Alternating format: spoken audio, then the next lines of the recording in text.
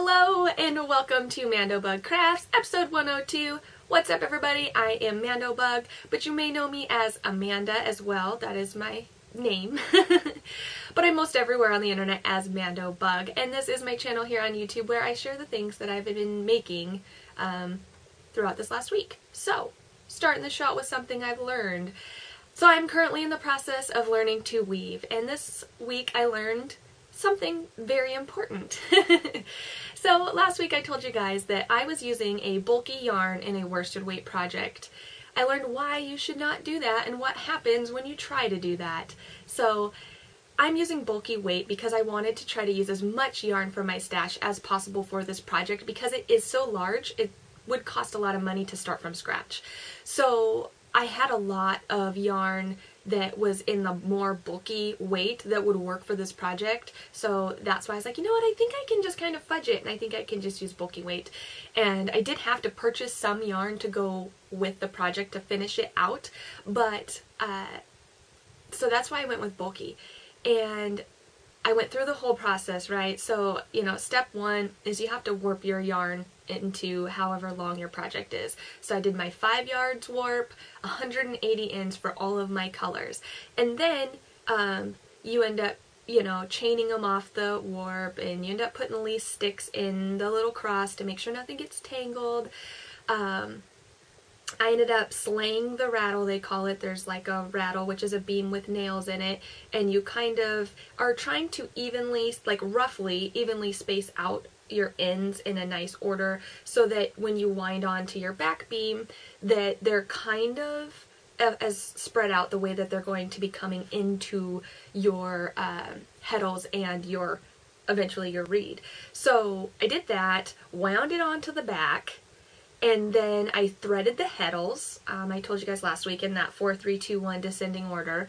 And then, so what's new is that I threaded it through the reed and tied onto my apron rod in the front to get nice good tension, and then I tried to start weaving. So this is when you start, everything's tied up, your loom's ready to go, and you're weaving.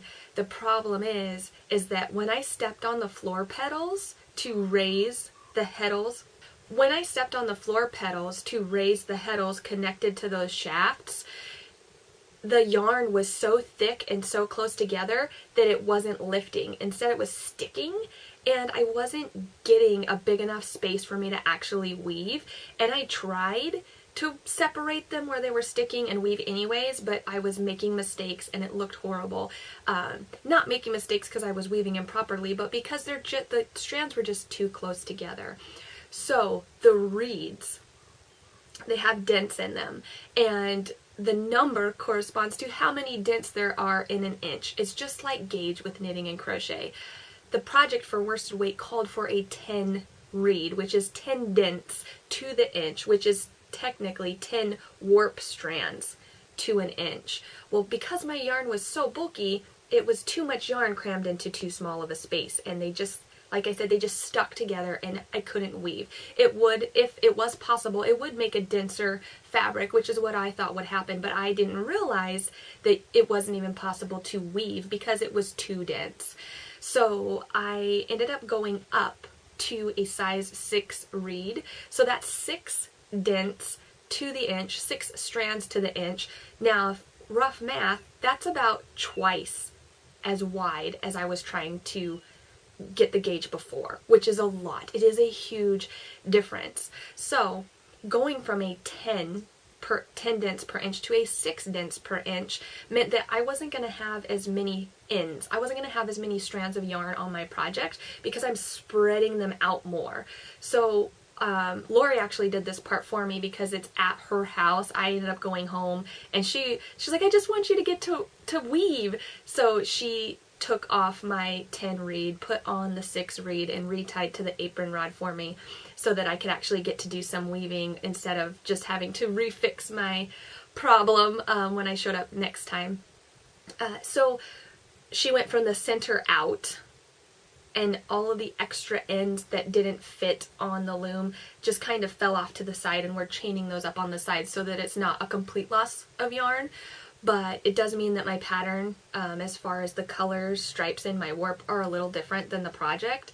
But now, when I press on the floor petals, the strands actually lift and separate like they're supposed to super easily, no problem at all. So that is a long story to explain that you can't just put bulky weight yarn in a worsted weight yarn for a weaving project, because like it just doesn't work. You won't get that separation because the yarn is just too close together. There is a maximum density of weaving that can happen. So, you know, sometimes I look at how I make these mistakes and I'm like, why do I do this to myself? But at the same time, like, it feels really good to have learned this lesson like this way. I will never make that mistake again, and I fully understand why you can't do that, because I tried to do it and I saw how it didn't work. So I feel like I have a better understanding actually having made the mistake. So yeah, that's something I've learned this week. Moving on to finished objects. I did finish a little bit of spinning this week. Oh, it's so beautiful. So this is 190 yards, 85 grams of 2 different fiber sources. So I think I showed you guys this braid of fiber. So this is a braid of fiber that I got from Schmutzerella Yarns at Fiber Fusion, and I weighed it and took half of it and I started spinning it, and you can tell that the way this is dyed on camera now, it kind of looks like cow spots, or like I don't know. It's just very splotchy, which is just beautiful and fun. But what I didn't fully realize when I planned to spin this is just how blended it was going to get. So I actually talked to Nancy of Schmutzerella Yarns, and she mentioned, she's like, well, of course it's so blended because the staple length is so long that the staple length has multiple colors in it, so they're gonna blend. It's not like there's a point where the full staple length is one solid color. At nowhere in this braid does that happen. So it's very, very blended and very, very dark, and that lighter pink and that medium blue that you see, they just blend into different shades of black, which I have no problem with, but I don't know why I wasn't thinking about just how blended it would get. And I thought, okay, I want to spin yarn for one of those shift cowls. I love the way that they look. This is I think it's just called the Shift Cowl by Andrea Mowry. She designed it using spin cycle yarn, which is a dyed in the wool yarn, where they dye the wool and then they have it mechanically spun into yarn, and so you get a more hand spun look than you do with most commercial yarns because of it's dyed before it's spun. So that lends this pattern to hand spun yarn. So I thought, ooh, I'm gonna spin myself yarn for a shift cowl, and I realized when I was spinning the singles of just this fiber, it wasn't what I wanted for that cowl. So this is 2 plies of the Schmutzerella Yarns fiber. It's a Targhee bamboo silk blend. And, oh, I forgot I can't get too close because of my early morning light's not good. But you can tell it's a blended dark blues, blacks, and light pink. I mean, just like the braid, but it's just really blended. So once I started on my single, I quickly realized how it was going to ply and look, and so I decided to blend it with some other fiber in my stash to get more of a gradient effect. So this is some stash that I've been hoarding since I went to Maryland Sheep and Wool. These are Hobbledehoy Batgirl Classic bats, and batlings actually. There were 3 of them in here, and let me open one up for you. They're a gradient that I thought was just ideal to go with the marled roving, so, or combed top, I should say. So what I ended up doing was I ended up stripping the bat from one end to another and spinning those strips in order so that I could maintain as much of the gradient as possible. And then I plied the 2 singles together. So this is a 2-ply.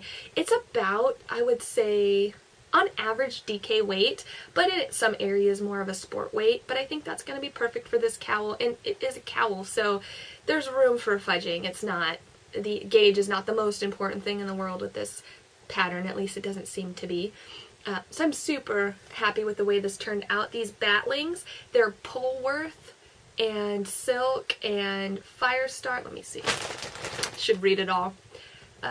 Polworth, Soy Silk, Tessa Silk, and Silver Holographic Sparkle. So it did even add a little bit of sparkle to the yarn. Now it doesn't seem like the camera's really picking up the gradient. It is kind of subtle because the colors are similar in their family, I guess you could say, but I guess when I twist it a little bit, you can kind of see that that change in color. The shift cowls that I've seen in person, the best looking ones, have a high contrast in color, so I think this is going to be a very good color for that cowl. It is still gradient, so it won't stay the same color throughout, but it will also be dark enough to contrast some lighter colors that I'll be spinning up. So I think it's just perfect. I'm really happy with my decision to apply that with a gradient. I think that I'm going to, this guy, I still have half the braid left. I think I'm going to spin that up and apply it on itself and save it for another project. But I'm happy with this, and I think I'm just going to keep these in stash and save them. I've got 2 more that I think can be used for other projects. I don't need any more of this for the shift cowl, so those are just kind of my thoughts on this spinning and spinning with an intentional project in mind. I don't always do that, and so I actually even think that I want to eventually down the road design a pattern that includes spinning instructions for the pattern, like get a braid that's dyed like this and get a braid that's dyed like a gradient, spin it this way so that you can make this project with it. I think, you know, I haven't really seen any patterns out there like that, and I think I would really enjoy something like that, especially if it became like an along where everyone could spin and then knit or crochet together. I think that would be really fun. But yeah, thoughts. These are my thoughts. This is what I'm sharing with you. My thoughts.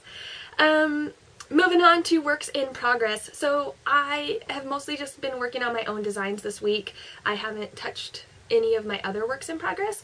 So I'll start with this one. You guys are going to immediately tell that I have had weaving on my mind. Like, it's crazy. I don't think I've ever had something like this take over my full thought process.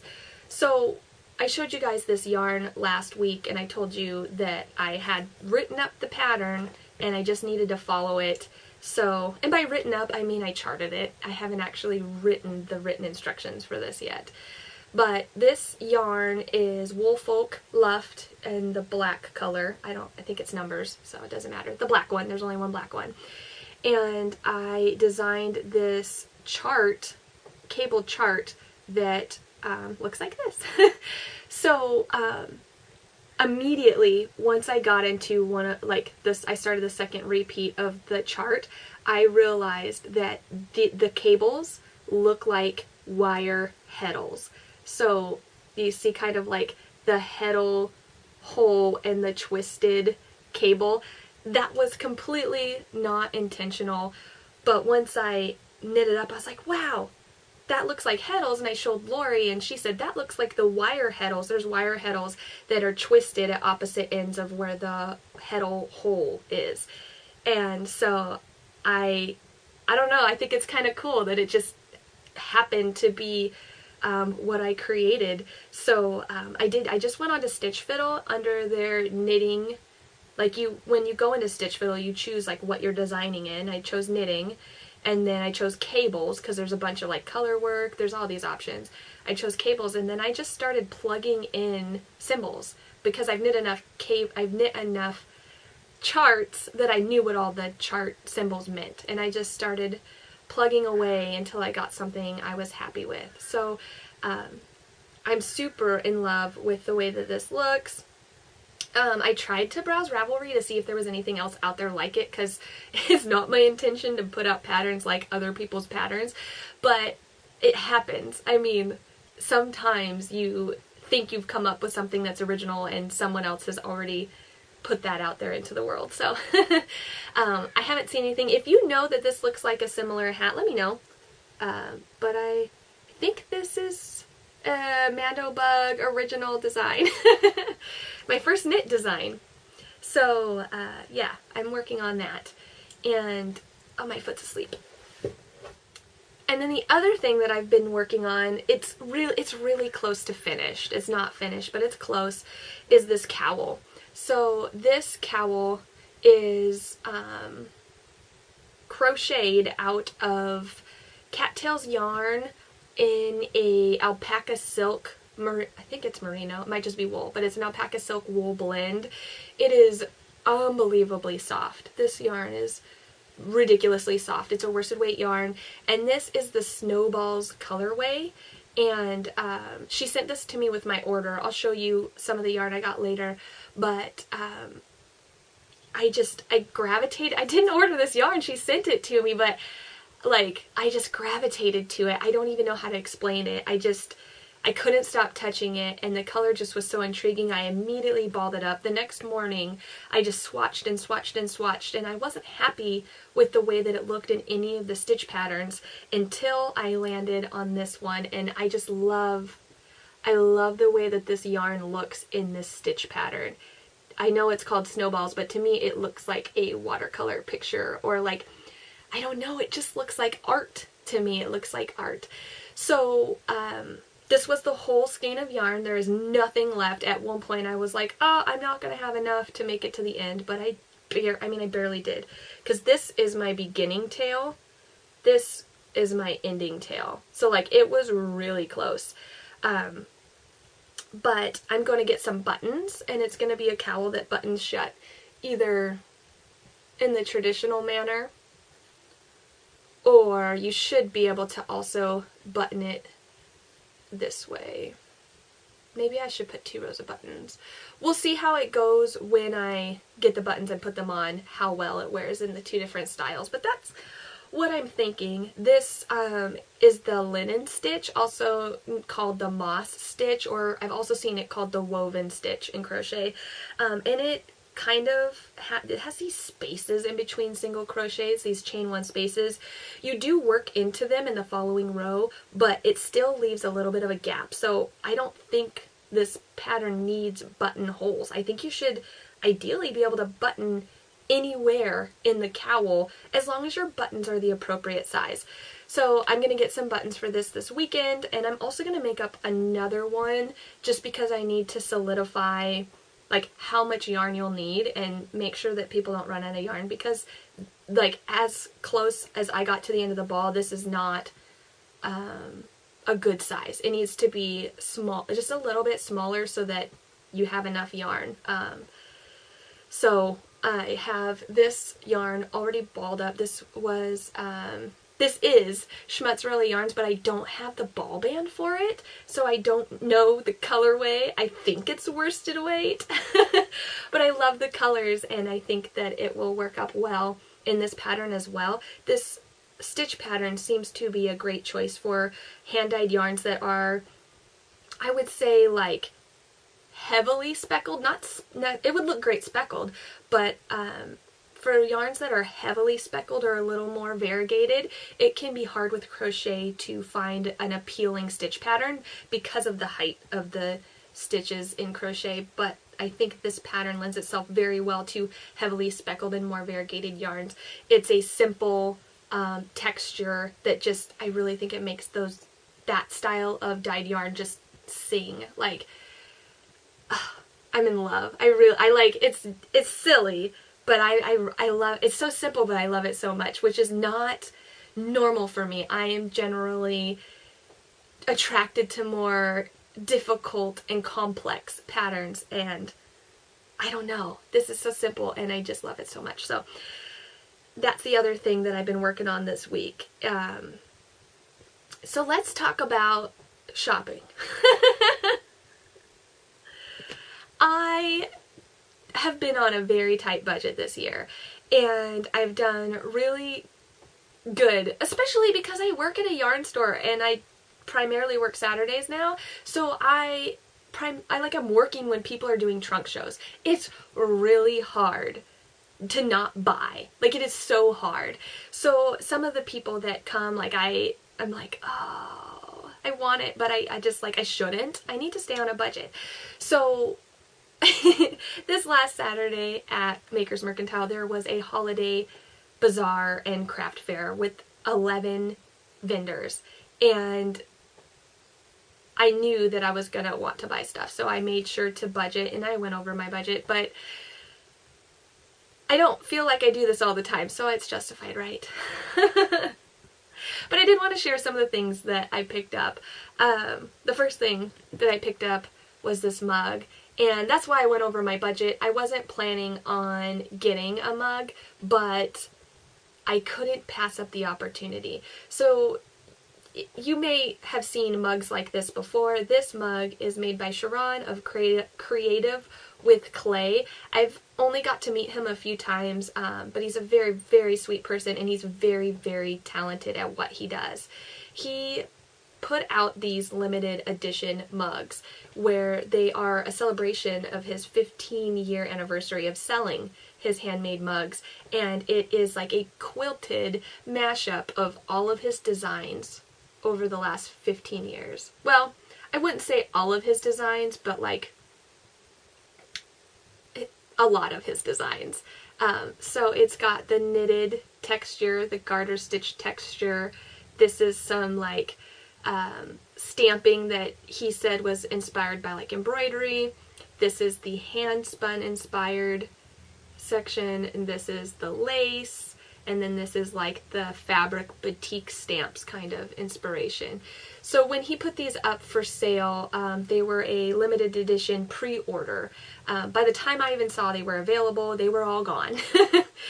But he had on Saturday, he had 3 mugs that were the ones for the sample photo for the pre-order, and he was selling them, and I couldn't let the orange one go to anybody else. I couldn't. I just was like, well, it was meant to be, because I missed the pre-order listing and you brought these and I didn't even realize they were going to be there. And I've always wanted one of his mugs. I've just never really budgeted for it. They are handmade. They're high quality, so the price tag is, you know, it's up there, but not unreasonably high. Just when you're on a tight, small budget, it can be hard to justify. So if I'm gonna get one of his mugs, this was the one that I really wanted. So I'm so happy that I got this one, because I feel like it embodies me as a multi-craftual person, and it's celebratory, and it's just very special. So this was the first thing that I picked up, and I've been drinking out of it. Everything I drink has been out of this mug. Then the next stop I made, I'm looking for, oh, because it's in a bag. So the next stop I made was for this yarn right here. This is Loved One's yarn. Now she's a new local indie dyer, and she did a trunk show with us. It was actually her first trunk show ever, and I was coveting this yarn, but I was being very good, and I knew she was coming back for this bazaar. So I just was like, hopefully she'll have it when she comes back, and she did. This is the Roasted Pumpkin colorway. This is an MCN. That's why I was in love. It's Merino Cashmere Nylon 80-10-10. This is DK weight. It's 100 grams and 231 yarns of gorgeous, soft, orange loveliness. So that was, I knew I was going to be getting this as well, because I had seen her just a couple weeks before and really wanted it. So I got that yarn. And then we had Fate's Thread, or Fate's Threads. Her name's on the bag. It's Fate's Thread. She is a project bag maker, and I also missed one of her trunk shows, and I knew she was coming again. So her bags are very special in the sense that, because we got to talking, and I was like, where do you get these fabrics? She loves fabric, she loves collecting fabric, and that's how she ended up making project bags in the first place, because she's got all of this fabric. But she sources limited run prints. So a lot of her bags, she only has a limited quantity. There is not fabric that will ever be printed again, so no one else has the fabric.